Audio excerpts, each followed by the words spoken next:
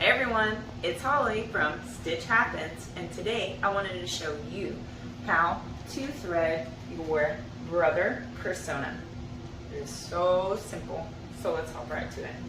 First, did you know that it holds 4 colors at one time? Now, don't get mixed up because it only has one needle.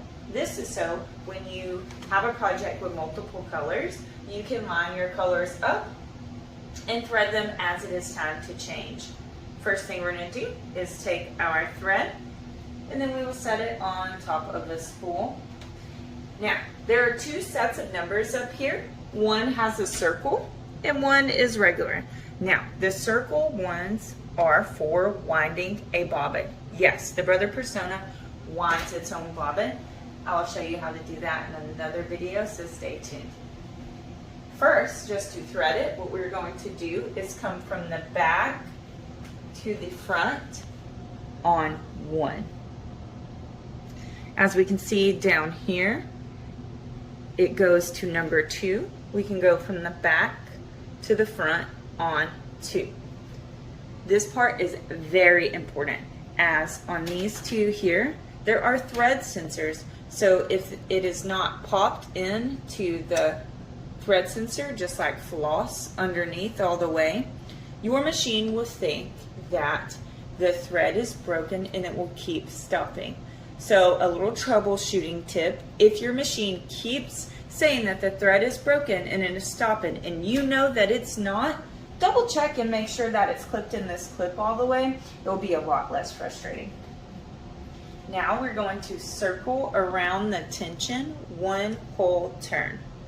You want to make sure that when you pull, this disc down here spins.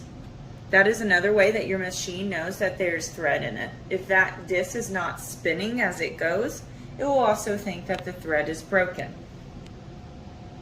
Here, we pop down again, just like floss, underneath. And we're going to go straight down on the right-hand side.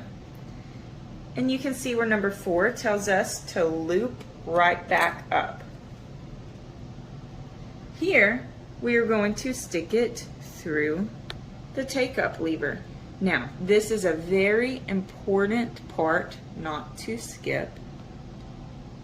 If it is not in the take-up lever, what will happen is that it will bunch right down underneath your bobbin. Your thread will bunch down there. It is not a pretty sight. So make sure that you are in your take-up lever. That number 5 shows. We're going to go straight down to where it says 6. It's going to go straight down in the hole of 6.